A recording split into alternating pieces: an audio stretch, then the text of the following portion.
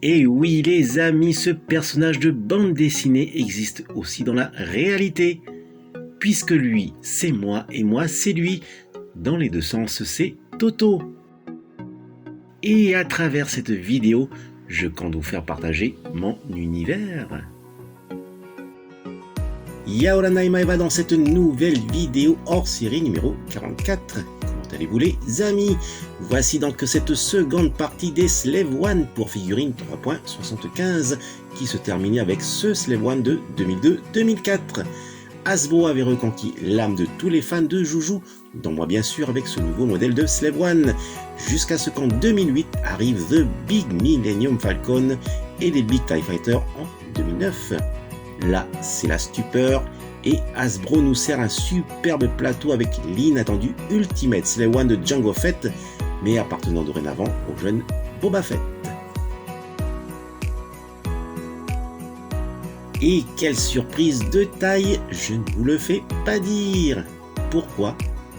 Tout simplement que dans ce pack de cette Ultimate Slave One de 2010 est fourni avec le fameux Jedi TIE Fighter de Mace Windu. Sans compter que ce nouveau modèle de Slave One mesure plus de 45 cm de long. Et la cerise sur le gâteau, 5 figurines sont incluses. Le pack de Noël avant l'heure.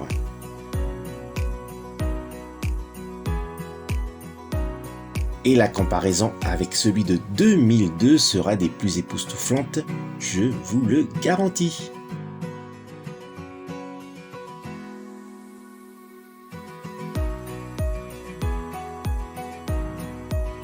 Pour commencer, le Jedi Starfighter de Mace Windu dans lequel l'astromech prendra place au centre cette fois-ci, alors que les anciens Jedi Starfighter le transportaient sur le côté gauche de la verrière.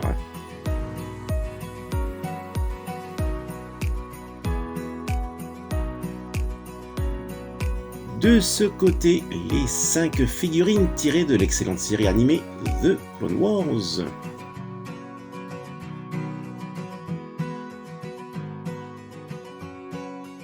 Et bien sûr, de l'autre côté est rangé l'Ultimate Slave One.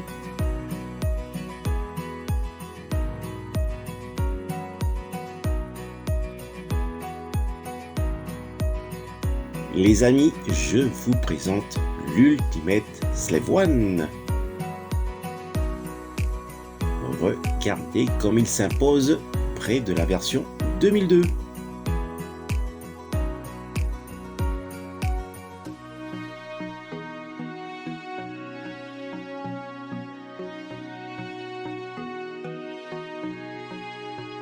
Les missiles éjectables des canons.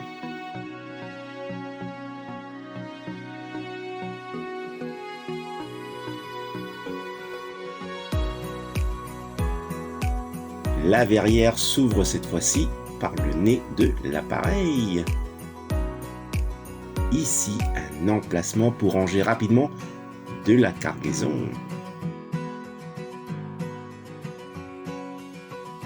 Le poste de pilotage est spacieux.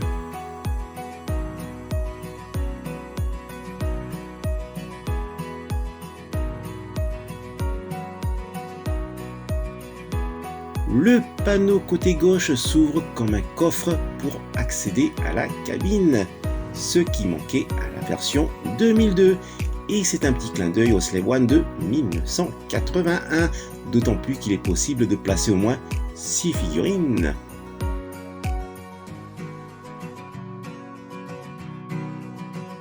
Et bien sûr, est de retour la passerelle.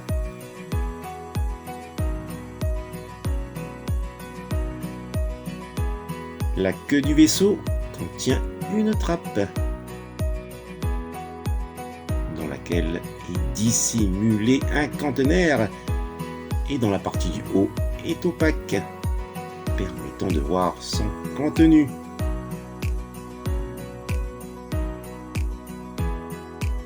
Le poste de pilotage est à balancier, ce qui lui permet de toujours rester à l'horizontale quand le Slave One est en position de vol.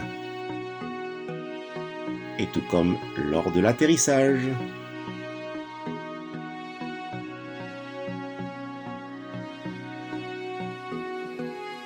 une vive comparaison de taille.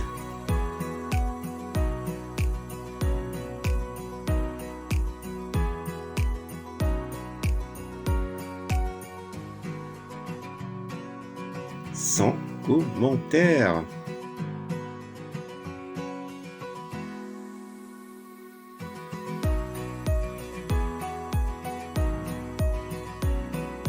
Ici, ce bouton, que l'on trouve aussi de l'autre côté, permet de lancer les fameuses mines. Attention, 1, 2 et 3. Efficace.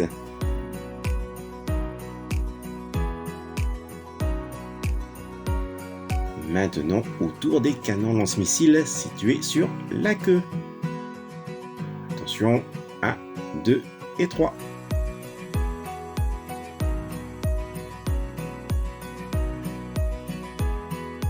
Aucune chance de s'échapper, à moins d'être un bon pilote Jedi.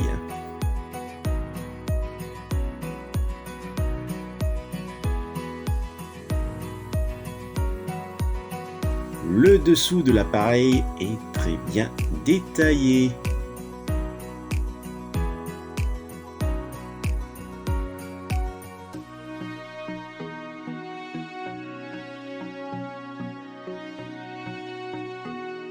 Et cette fois-ci, au profit de la passerelle, ce Slave One perd sa poignée ventrale.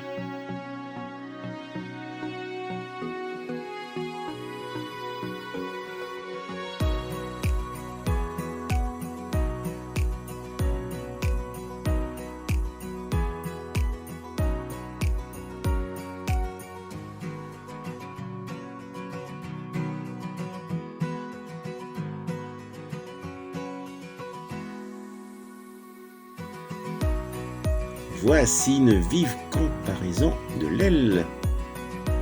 C'est sans commentaire. Puisque le Slave One de 2002 a eu un relooking avec l'Ultimate Slave One de 2010, qu'en est-il vraiment pour celui de la version Boba Fett Slave One de 2004? Eh bien, il faudra attendre 3 années pour qu'enfin arrive la version Slave One de Boba Fett de l'Empire contre-attaque. En clin d'œil à Kenner, Hasbro sort en 2013 l'Ultimate Slave One de Boba Fett en boîte The Vintage Collection. Et est inclus le bloc de carbonite contenant Han Solo prêt à être livré à Jabba the Hutt. Vous remarquerez qu'ici ce sont 2 Stormtroopers qui transportent le bloc et non les 2 gardes Bespin.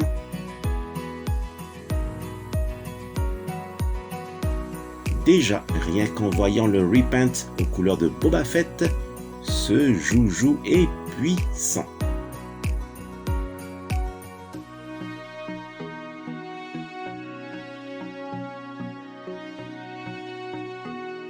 Voici sa présentation en boîte.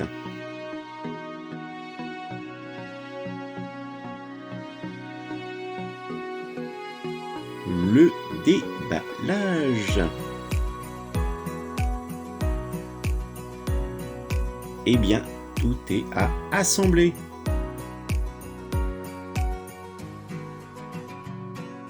Par contre, le conteneur est cette fois-ci tout gris.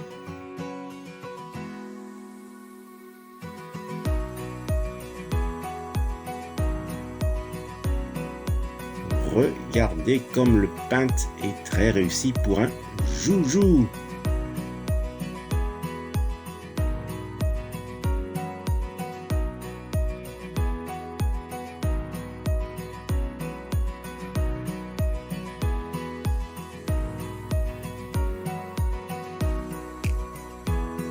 Le haut du conteneur de Slave One aux couleurs de Jango Fett est opaque pour voir son contenu.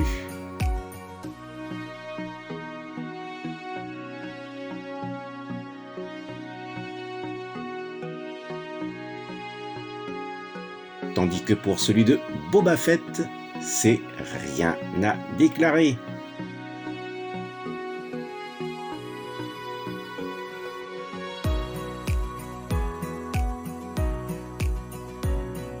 le bloc de carbonite présente les pointes des bottes de Han Solo.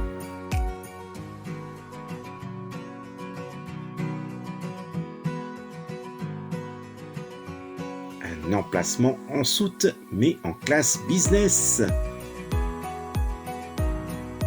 Le fameux poste de pilotage à balancier.